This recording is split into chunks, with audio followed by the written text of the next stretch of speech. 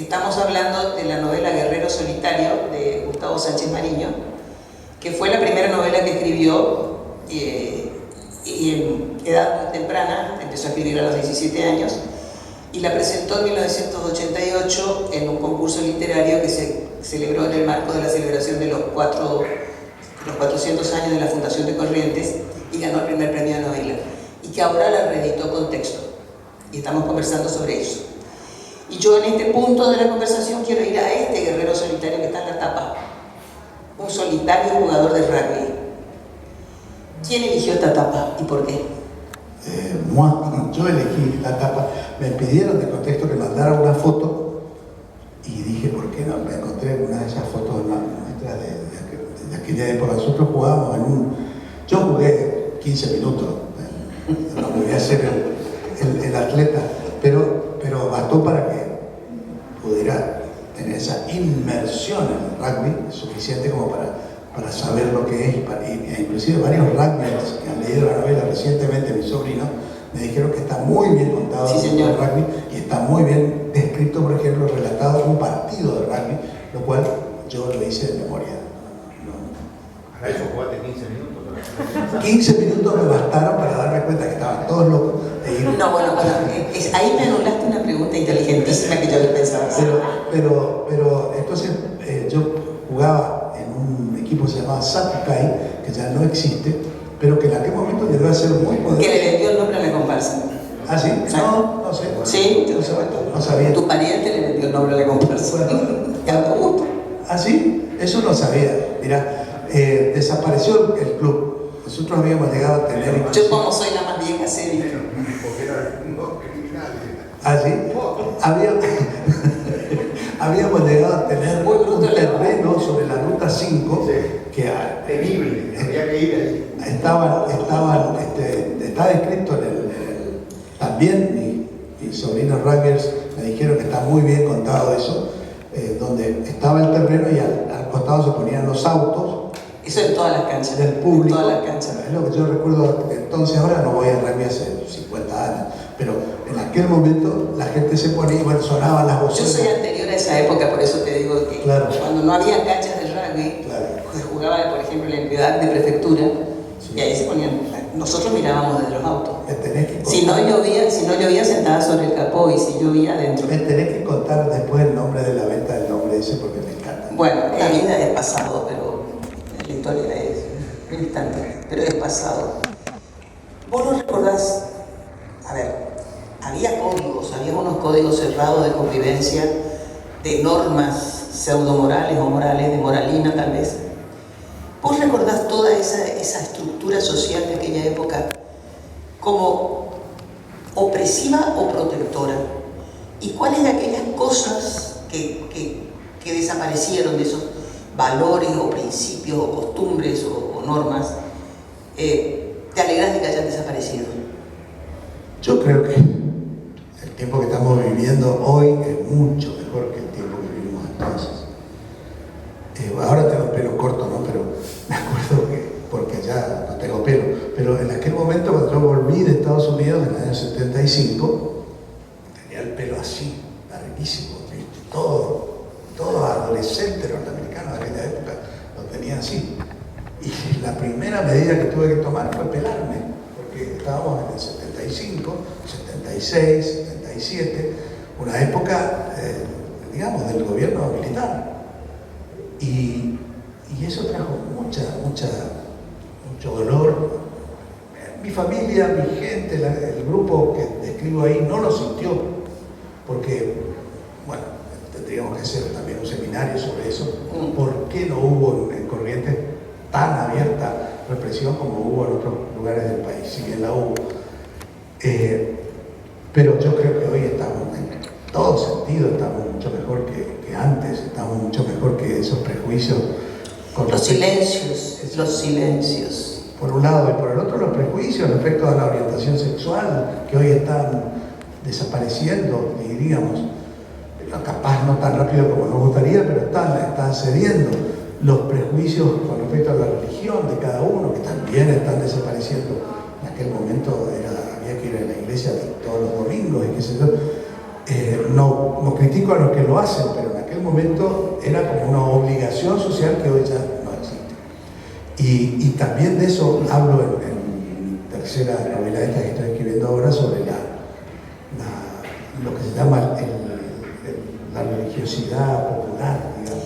No, y aparte que era una importante fuente de poder la Iglesia y de incidencia en decisiones políticas. Por supuesto. Pero yo debo hacer una aclaración porque quiero contarlo. Yo escribí esta historia en 74, 75, 76 y cuando gané el concurso, era un concurso de novela directamente, ¿no? Novela joven, yo tenía 30 años. Y se presentó el libro, había que presentar el libro y lo iba a presentar un amigo mío ya fallecido, que en paz descanse, que era un hombre muy talentoso que se llamaba Luis Alberto Durruti. Sí. Luis Alberto era un hombre muy talentoso, muy culto, y él había ganado el premio de cuentos, que son unos cuentos muy lindos sobre Montecaseros, Santo Tomé, sobre su ciudad natal. Y bueno, él presentó el libro con una total imparcialidad, diríamos, pero luego, más tarde, yo me hice amigo de él y él me contó que él había sido montonero y que había vivido en la clandestinidad varios años, escapándose de la represión con su mujer y su hijo, o su hija, creo que la hija en aquel momento se llamaba Micaela. Y me dio una frase que hasta ahora me pega.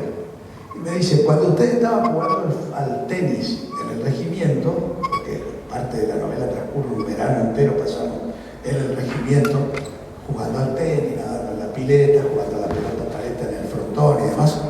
Cuando ustedes estaban jugando al tenis ahí atrás estaban torturando gente. Algo que para mí fue una novedad absoluta, como yo creo que para muchos mexicanos hoy se toma como una verdad, pero nosotros no sabíamos nada de eso. Entonces, claro, si yo hubiera sabido, capaz que no escribía esto, pero es lo que yo conté, lo que yo viví.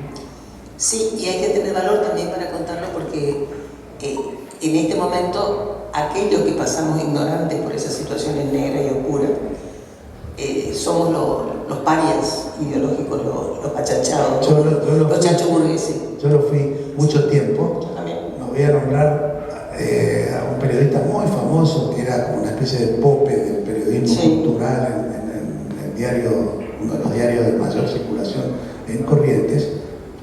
De inmediato me fulminó. Bueno, nunca me nombró, por ejemplo, en sus años de trabajo o de vida. Para la izquierda, pongámosle un nombre, no sé, para la izquierda, no sé, qué nombre ponerlo. Nuestra literatura, o mi literatura, era de derecha, era inaceptable, no sé. Yo lo sufrí muchos años. Bueno, yo reivindico porque no fue una posición de indiferencia, sino de absoluta ignorancia y de credulidad también, de convencimiento. Yo me enteré de todas estas cuestiones históricas del país, me enteré viviendo en Estados Unidos en el año 77. 2 años después veo en los Bueno, diarios. ahí voy, mira, si dentro de 100 años alguien leyera tu novela, conociendo ya una visión de la historia con otro panorama, con otra perspectiva, ¿qué querría que comprendiera de ese tiempo? Que comprendiera que en la ciudad de Corrientes en algún momento se vivió una vida de cierta manera, pero me encantaría, este año es muy importante para la literatura argentina, porque este año se cumplen 100 años de la publicación de 2 libros centrales para la literatura argentina, que son Don Segundo Sombra y El Juguete Rabioso. Están de Art, digamos, que son los dos lados de la biblioteca de nuestra historia, digamos. Art podríamos usar una definición, un escritor de izquierda, un escritor de vanguardia, progresista, quizá era comunista, yo no me acuerdo de eso, no lo leí, pero no era Huiraldes. Huiraldes era la más acérrima derecha argentina, los argentinos millonarios que vivían en París 6 meses, después venían y vivían 6 meses en La Porteña, en su estancia, y escribió ese libro extraordinario, maravilloso, que yo lo recomiendo siempre queda en segundo sombra. Pero digamos, un lector que hoy diga, ¿qué pasó hace 100 años en Argentina? Puede leer El juguete rabioso o Los Siete Locos, Los Siete Locos, que es un libro de 7 personajes que querían incendiar la Plaza de Mayo, porque la culpaban de todos los males del país, digamos, unos tarados, unos terroristas, digamos, pero un libro maravillosamente contado por todos estos personajes rarísimos, ¿no? El cojo, pero no te vayas de tu historia, ¿no? Entonces yo digo que uno que lea hoy esos 2 libros, que son extremos, puede tener ahí una especie de panorama o de paisaje de lo que era la República Argentina en 1926. Bueno, me encantaría que hubiera un libro hoy en Corrientes que contara la historia del otro lado de la cancha del frontón del regimiento. No lo hay, no lo he leído, no lo he visto. La única novela que podría acercarse a eso, que es buenísima, es no me voy a acordar el nombre ahora, es esta novela que ganó el Premio Nacional de nuestro amigo José Gabriel Ceballos, donde él cuenta cómo él, digamos, su experiencia, él tuvo, yo tampoco me acuerdo él se acercó, perteneció a los montoneros hasta que, él me lo contó a mí, me lo confesó, hasta que pasó Ezeiza. Y bueno, cuando pasó Ezeiza dijo, está todo loco, y se retiró. Pero, digamos, sería una contranovela de Guerrero Solitario, pero no sé si... Bueno, volvamos a tu Guerrero. Sí. Y vamos a los personajes. Hay muchísimos personajes. Eso hace que la novela necesite seguramente 2 lecturas, mínimamente, porque hay muchos personajes que hay que vincular. ¿Esos personajes fueron todos personas reales? ¿Son síntesis de personas reales o son ficción? No son todos reales, no. También está también la técnica que aprendí de Nabokov. Nabokov decía que el escritor es un artista. Él decía que la naturaleza es un artista. Y él era entomólogo, y hablaba de las mariposas que se disfrazaban de colores y no sé qué para engañar a sus predadores, escritores, digamos. El hombre usa máscaras. ¿Cómo? El hombre usa máscaras. Bueno, no, pero digamos que la naturaleza utiliza estos elementos como para disfrazarse, esconderse o sobrevivir o lo que fuera. Y el escritor debe utilizar también, tiene que tener también efectos artísticos. Tiene que ser un poco un pintor, tiene que ser un poco un diseñador de edificios, por la estructura de la novela, que es un edificio. Y yo eso lo tengo muy, muy presente porque esta novela fue la que me ayudó a practicar esto, a buscar. Yo necesito contar esta historia, pero necesito 3 soportes. Necesito que la novela sea un poquito más artística, que tenga un poquito más de vuelo, que no sea solamente contar el cuento de qué es lo que pasó, y etcétera, etcétera. Bueno, eso hace o hizo que muchos personajes sean simplemente una muleta, por decirlo así, para llevar adelante la historia. ¿Alguno de tus personajes se reconocería en tu novela? Sí, algunos sí, porque hay algunos que son bastante... ¿Algunos se sorprendería del retrato que le hiciste? Yo tenía miedo de uno, tenía miedo de uno y me lo encontré varios años. Él se fue a vivir a otro lado, pero un día le entregué la novela, la leyó y me dijo, está muy bien contado. Pero es una de las historias del libro. Yo dije, este me va a matar. Pero como no dije el nombre, no dije ningún dato... Bueno, de eso adolece tu libro, que querés que te diga para que vivimos la época. ¿Cuál es tu personaje más querido del Guerrero? Yo creo que como Jane Austen. Jane Austen tiene novelas divinas sobre, generalmente personajes mujeres, y siempre el personaje principal es su preferida y es Jane Austen, llena de valores morales, llena de inteligencia, digamos, una mujer vivísima, leída, culta. Como se dice ahora, inteligencia emocional. Claro. No, pero además culta, porque Jane Austen desprecia a las mujeres de su época que no leían, por ejemplo, que no estudiaban, que no hacían. ¿Cuál fue el más difícil de construir? Bueno, y te contesto, el principal, que Julián Guerrero es quizás... Bueno, a mí no se me cerró la historia de Julián, tengo que buscarla en un próximo libro. Sí, por supuesto, tenés Bueno. 2 más para leer. Bueno. ¿Descubriste con los años, con el transcurrir de la vida, con nuevas lecturas del Guerrero, que te equivocaste con alguno? ¿En cómo lo pintaste? No, la verdad es que no, porque en realidad no traté de no profetizar, traté de no moralizar, traté de no pintar personajes, digamos, que yo odiaba no, que el ser humano tiene sus ángeles y sus demonios, y eso traté de respetarlo.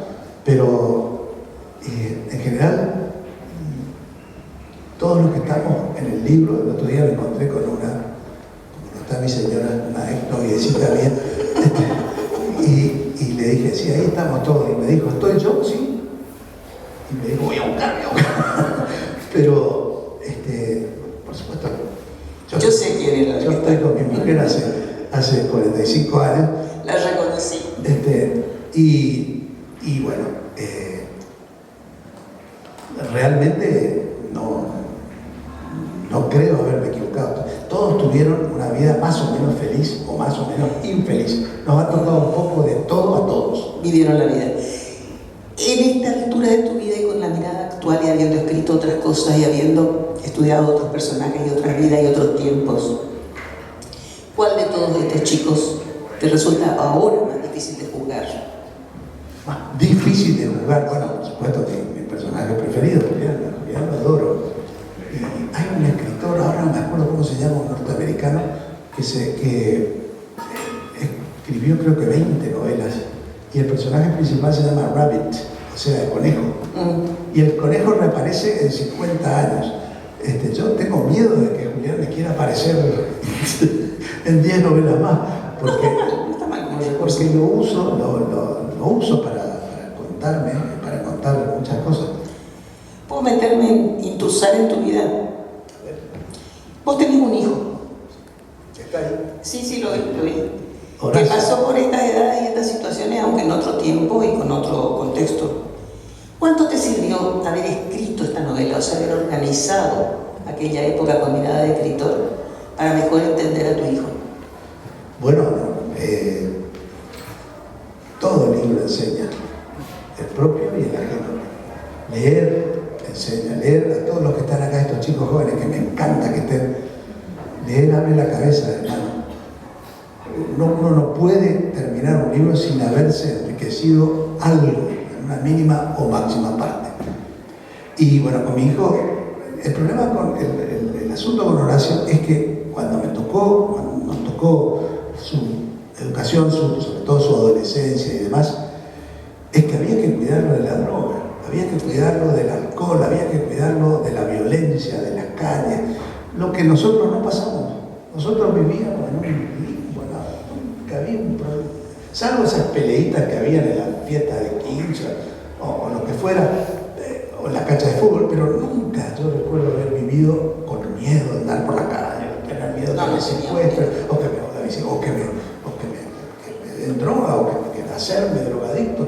Ese fue nuestro miedo con nuestro hijo varón. Que esa experiencia no la habíamos aprendido. Y por suerte me salió bien, estoy contento, pero hay que preocuparse, porque el mundo está dificilísimo. Yo he visto, no en mi hijo, pero sí en otras personas cercanas, el flagelo de la droga.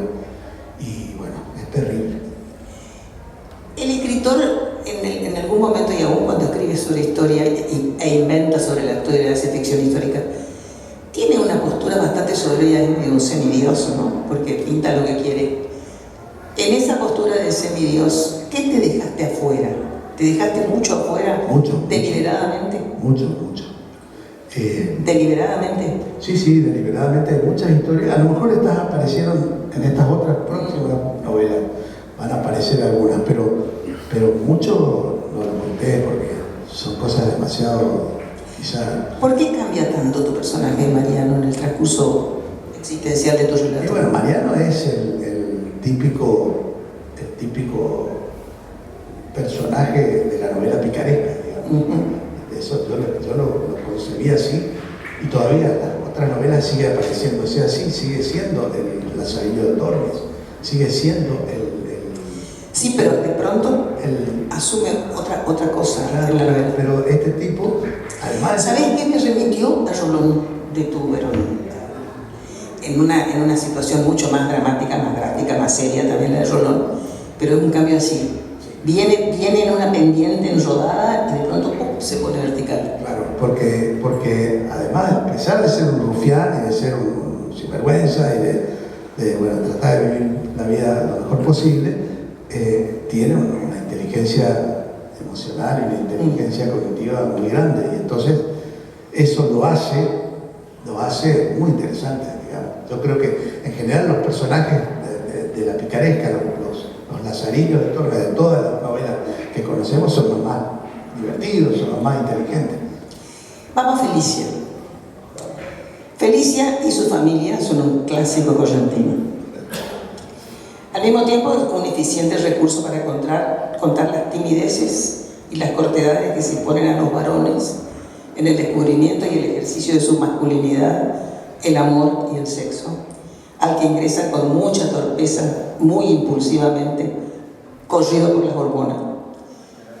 ¿Eso era lo que vos querías contar? Totalmente. ¿Ese mundo? Totalmente. ¿O la historia de amor entre Marcos y la chiquita esa que olía en francés? Totalmente. También quise hablar de cine. ¿O el típico formato familiar correntino, ese socialmente alto, que se nota hasta en los apelativos de los abuelos, que son una marca de clase? Esa parte quiero aclararlo también, porque hay dos grandes avenidas culturales en mi vida, o tres, digamos. El centro, que es mi raíz natal española, o de lengua española, pero también está la avenida de la cultura inglesa y la avenida de la cultura francesa. La cultura francesa la recibí de mi abuela, de mi abuela materna, que era hija de franceses, y que me enseñó a amar Francia desde que yo era un niño. Y por el otro lado, la cultura inglesa, que me fue impuesta a partir de los 4 años, porque a mis padres se les ocurrió, hay toda una historia sociocultural detrás, pero se les ocurrió que teníamos que estudiar inglés, y nos metieron en la cultura inglesa, que era una casa que está descrita en el libro, una casa solariega, Reconocible ampliamente en la esquina de mi casa. muy hermosa, en la cual todos los que hoy somos personas, chicos de 70 años, hemos pasado por ahí. Y bueno, yo debo confesar, nosotros en la cultura inglesa, estoy hablando de los años 60, cantábamos el God Save the King, the Queen en ese caso. Nos enseñaron a amar y respetar. Hacíamos teatro en inglés. Claro, por supuesto. Yo conocí a Shakespeare a los 4 años en un dibujito que había en un libro que se llamaba English Lessons for Children, y estaba un retrato de Shakespeare y una foto. Mr. Priestley, ¿te acordás? El personaje del libro era Mr. Priestley. Así es. Y un paisaje de Stratford-upon-Avon, del lugar donde nació Shakespeare. Y bueno, esa compulsión me llevó en el año 92 a Stratford, y está tal cual yo lo recuerdo a los 4 años. Esa ciudad la mantiene, por supuesto, como un lugar de peregrinación universal. Y no pude apartarme y hasta con esto terminé, apartarme de la cultura inglesa en todos los sentidos, tanto que así que acá nuestro amigo Mowglier tuvo el coraje y la audacia de publicar mis traducciones de los sonetos de Shakespeare, con un retrato de William Shakespeare que me hizo José Ramírez, a quien hoy estamos homenajeando en todos lados. Bueno, esas dos vertientes están en Guerrero, y la familia de Felicia es una familia anglo-argentina. Pero ¿cuál sería el remate de esto? Que cuando yo pergeñé toda esta historia, no había ocurrido la guerra. La guerra cambió todo. Sí, bueno, pero ¿qué es lo que primó en tu inclusión? Es decir, esa cuestión del formato social de esa familia, la historia de amor adolescente, la cortedad varonil Eso, un poco de precoz. cosas. Yo quise hablar un poco sin caer en lo banal, digamos, en lo guarango, contar un poco cómo era la sexualidad nuestra en aquella época. Y creo que lo hice bien porque todos los que la han leído me dicen que sí. Bueno, y ahí hay un rincón en esa historia, un derivado, una ramificación, que nos mete en un universo que para muchos de nosotros es muy misterioso, que es el universo de los mellizos, que están siempre en la memoria del padre. Esos seres humanos gestados juntos, nacidos juntos, y en el caso de tu novela, que dejan el mundo prácticamente juntos. Para los que nacimos solos, ese es un territorio muy misterioso que vos conocés muy bien. Absolutamente. ¿Vos querías hablar de eso Sí, o se claro. te metieron? No, claro, yo quería contar, yo adoro, yo tengo un hermano gemelo, somos clones, somos gemelos univitelinos, que quiere decir que es un solo huevo dentro de la matriz que se divide en dos. A quienes tengo un amor, una adoración, somos 5 hermanos, pero Que por cierto se llama Horacio como tu hijo. Horacio, sí. Bueno, y quise hablar un poco de eso, de mi vínculo tan entrañable con mi hermano gemelo. Mis otros hermanos nunca se sintieron celosos, ni mucho menos, pero todos sabemos que yo con mi gemelo tengo un vínculo demasiado entrañable. Y según mi hijo Horacio, que se llama igual, me dice que somos idénticos, es que cuando él está a solas con mi hermano es como estar conmigo. Se van a la heladería, por ejemplo, y piden, ¿cómo era que pedíamos? Ese gusto raro, mascarpone con frutos rojos, por ejemplo. Y vino un día y digo, tu hermano pidió mascarpone con frutos rojos. Nunca hablamos de eso, pero tenemos el perfil idéntico. Bueno, a mí siempre me intrigan los mellizos saber cuál es el original y cuál es la copia del carbónico. Bueno, vamos a este chico. Yo soy, de acuerdo a la ley, yo soy el mayor. Vamos a este chico. Porque nací primero. No, dice que el mayor es el que nace último. No lo sé, pero ¿qué dice el derecho romano hasta hoy? Bueno, La no sé. primogenitura. Claro, el primero. Pero la primogenitura no es el que nace primero, sino el que está primero. Genitura, cariño mío. Claro, para la ley. Entonces, a lo mejor el que está primero es el que está más arriba. Yo soy Por eso nace Yo soy segundo. abogado. Entonces, vamos a aplicar la ley. Pero Sí, adelante. la etimología, a ver, eso, con una experiencia de 15 minutos, pero una imaginación tropical. La hiciste con intención meramente anecdótica, porque tiene peso ese capítulo del rabiante en el texto.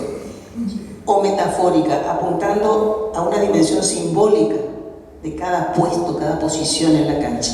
No, eso de la posición en la cancha me lo acercás vos, yo no había pensado así, pero sí es cierto que hay una figura o una intención alegórica al usar el rugby, porque yo recuerdo, y eso creo que todavía sigue, yo no lo sé, pero creo que sigue, esa idea de que los jugadores de rugby viven en una especie de secta religiosa, donde se juran lealtad y fidelidad y hay una especie de complicidad en la vida, y eso es cierto, de muchos de los chicos que jugaban al rugby en aquel momento, hoy, por ejemplo, siguen ligados a sus amigos empresarios. Lo que pasa los es- empresarios contrataron a todos sus ex compañeros de rugby y trabajan con ellos, son varios. Bueno, hay una cuestión que tiene que ver a la que vos no llegaste y que yo, bueno, a ver,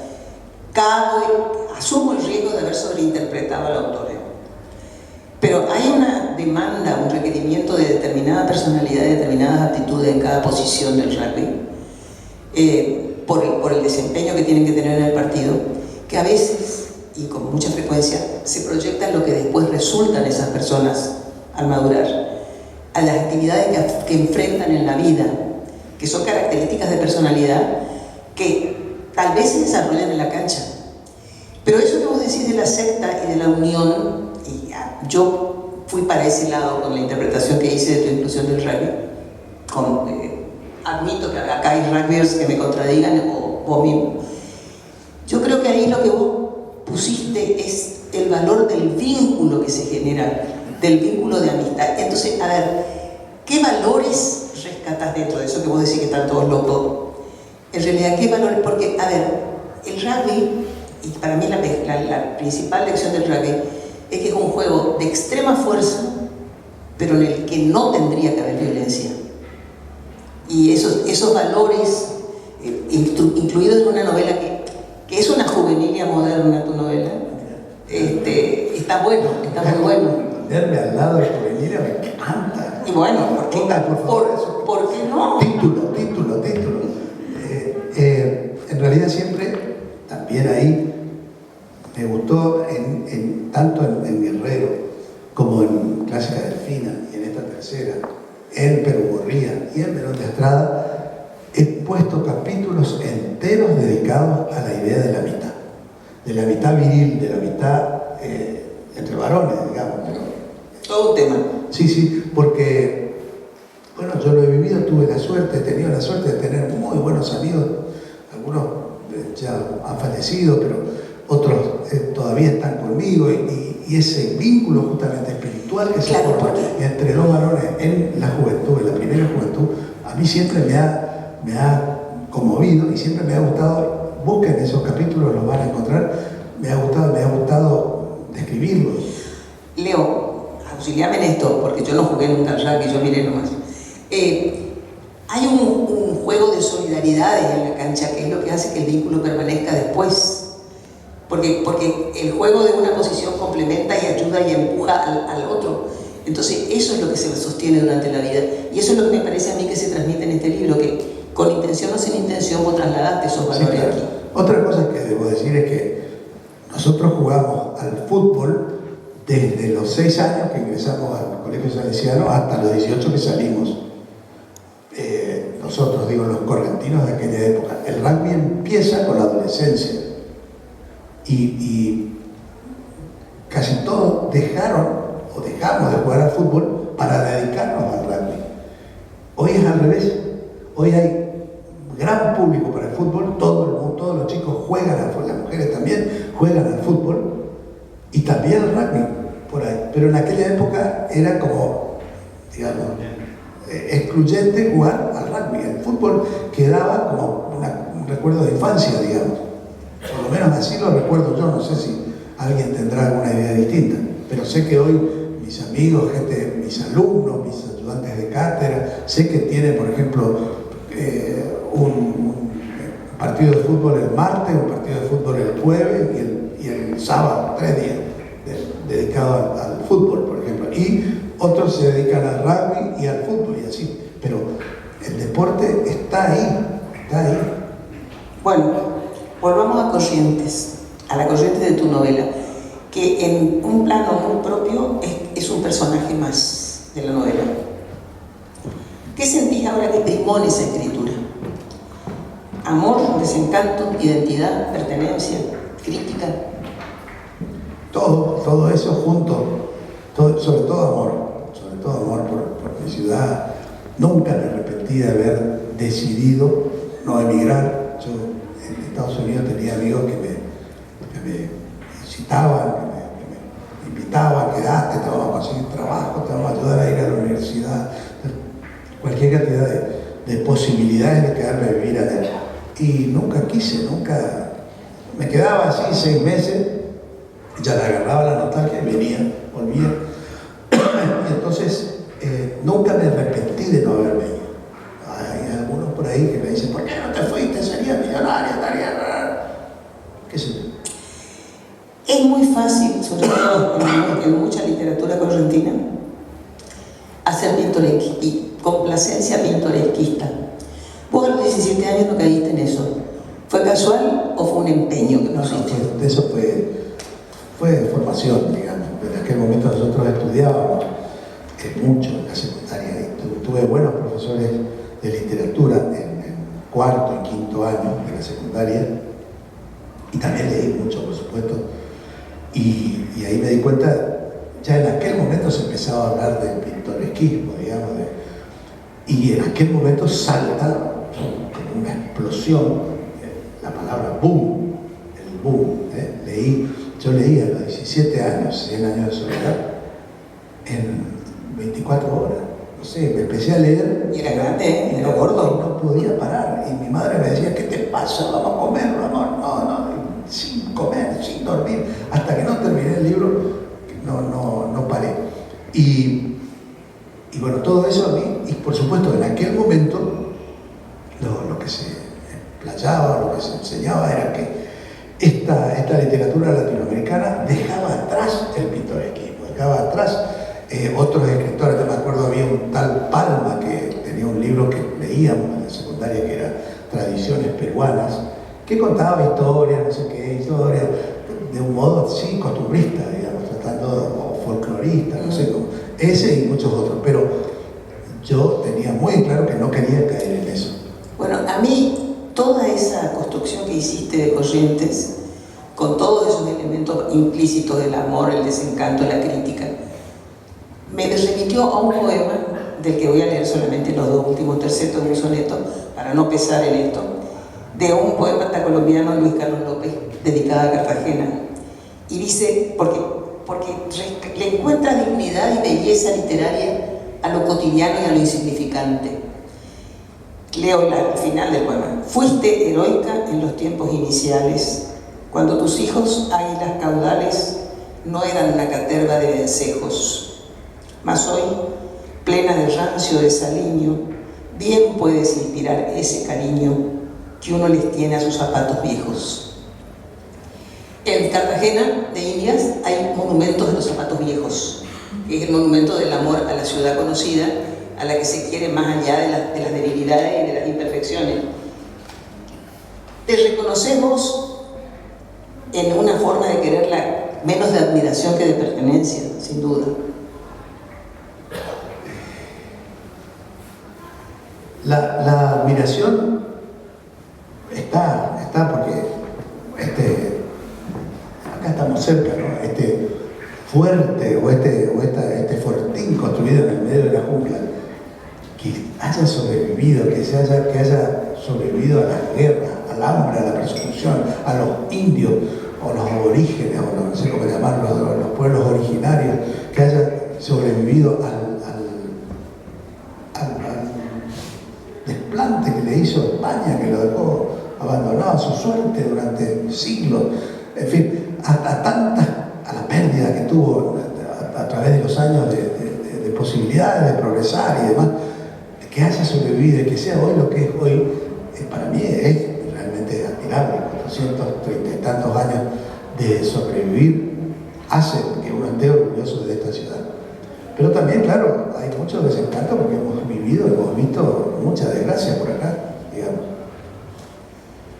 Bueno, habiendo repasado El Guerrero muchas veces, vos seguramente, y habiéndote reencontrado con tu personaje y con el muchacho que fuiste y todo eso, ¿crees que cuando teníamos esas edades, en vos menos distantes en el tiempo que en mí, porque acá hago paréntesis en la pregunta, esta es una novela de amor, fundamentalmente, de muchas formas de amor, y ¿crees que en esas edades amábamos o nos enamorábamos?